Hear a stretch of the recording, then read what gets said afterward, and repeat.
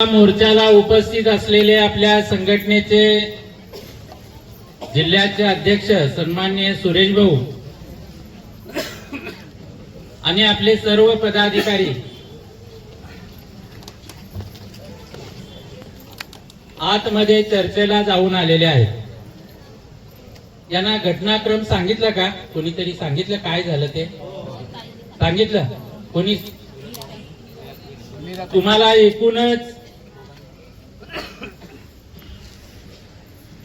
शासकीय रुग्णालयामध्ये काय झालं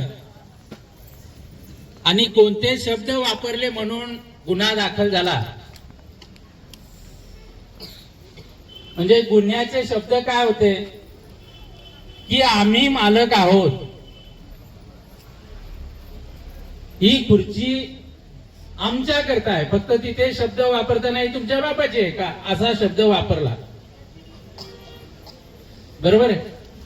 आणि या सर्व सरकारचं मालक कोण आहे तर आम्ही आहोत, जनता म्हणून, आणि तुम्ही आमचे सेवक आहात, लोकसेवक.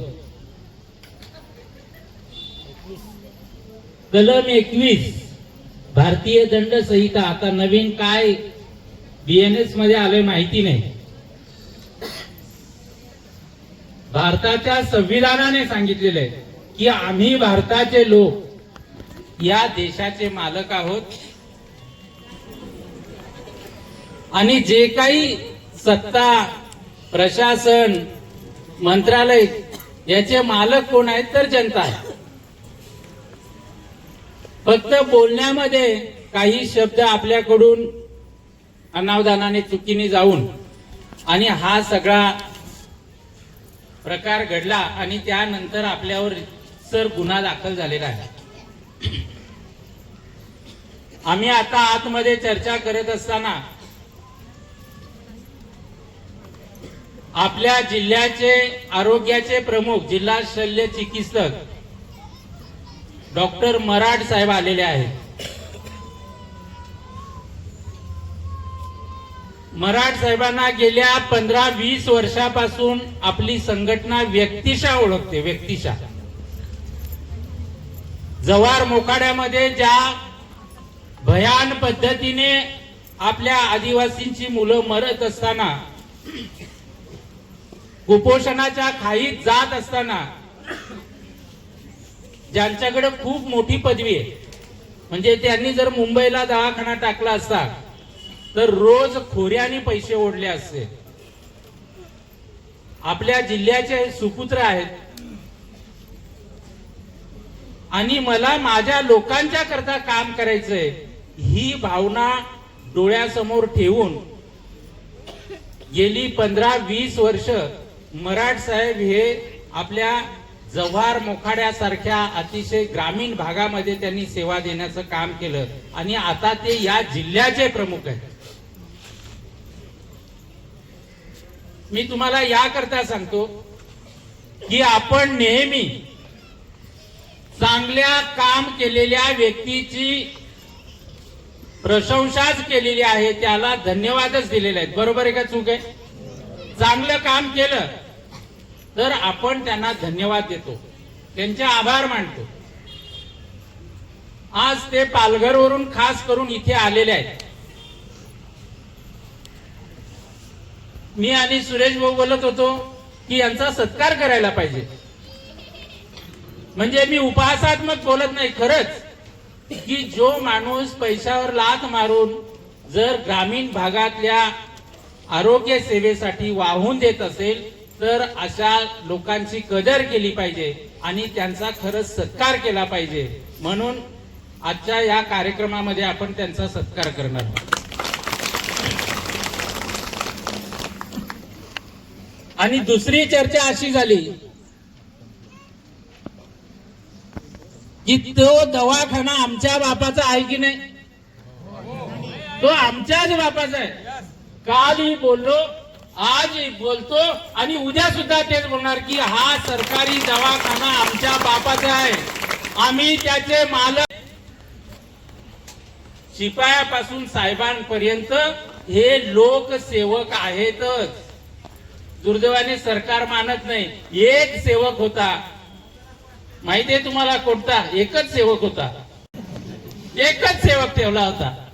त्याला सुद्धा आता ग्राम विस्तार अधिकारी की ग्राम विकास अधिकारी केला. परंतु कायद्याने हे सांगितलंय की या देशामध्ये प्रशासनामध्ये जे जे कोणी सेवा देण्याकरता येतात ते लोकसेवक आहेत. आमच्या भाषेत नोकर बोलतो आम्ही.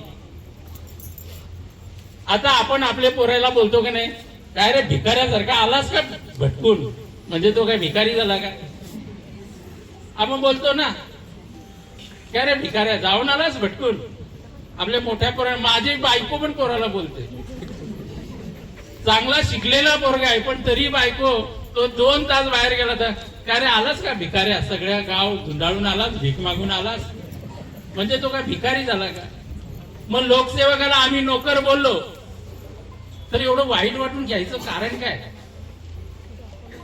त्याच्यामुळे आम्ही काल जी आमच्या लोकांची भूमिका होती तीच आजही आहे, फक्त शब्द वेगळे आहेत. आता मी इंग्लिश मध्ये बोललो असो, मला येत नाही पण मी बोललो असतो तर तुम्हाला काहीच कळलं नसतं. म्हणजे प्रश्न भाषेचा आहे. जो जास्त शिकलाय तो त्या पद्धतीने बोलतो आणि जो कमी शिकलाय वसंत तो आपल्यासारखा गावठीच बोलतो ना. काय रे कुठे गेलं हजामत करू ना, हजामत करतो का तू? आपण बोलतो ना की तू तुझं काम नाही केलंस मग तू काय हजामत करतो, म्हणजे तो काय न्हावी झाला का? ही बोली भाषा आहे. बोली भाषामध्ये जर अशा पद्धतीने की तू आमचा नोकर आहे तर ती शिवी नाही. आणि हा जो गुन्हा दाखल केलेला आहे, मी आतमध्ये सांगितलं, तुम्हालाही सांगतो की इथे आपले जेवढे पदाधिकारी आहेत त्या सगळ्यांवर एक तरी गुन्हा दाखल असेल. आणि माझ्यावर तर हिट लिस्ट असेल, 12-15 गुन्हे दाखल आहेत. कसले? मोर्चा बदलेत. म्हणून आम्ही मोर्चाला घाबरणारी लोक नाही. तुम्ही आहेत का घाबरणारे? कोणी घाबरणारे मोर्चाला नाही. 10 गुन्हे दाखल झाले तरी चालतील. आम्ही आमच्या स्वातंत्र्याच्या बद्दल बोलणार, आमच्या हक्काच्या करता आम्ही संघर्ष करणार. त्यामुळे गुन्हा दाखल झाला आपल्या लोकांवर. परत काही लोकांच्या पोटात एवढं दुखायला लागलं, मळमळ झाली की काय होते, उलट्या होतात ना. बऱ्याच जणांना उलट्या झाल्या आपल्यावर गुन्हा दाखल झाल्यावर. इथं आला बरा झाला यांचा माज मोडला. आपल्या तोंडावर नाही बोलत पण बाहेर बोलतात, आता यांचा बेस माज मोडलाय. त्यांना काय माहितीये की आम्ही माज मोडणारे आहोत. आमचा माज मोडायला अजून कोणी पैदा नाही झाला. तर ही कोणाच्या भावना मनामध्ये असेल, मळमळ असेल तर ती मळमळ त्यांच्या पोटी.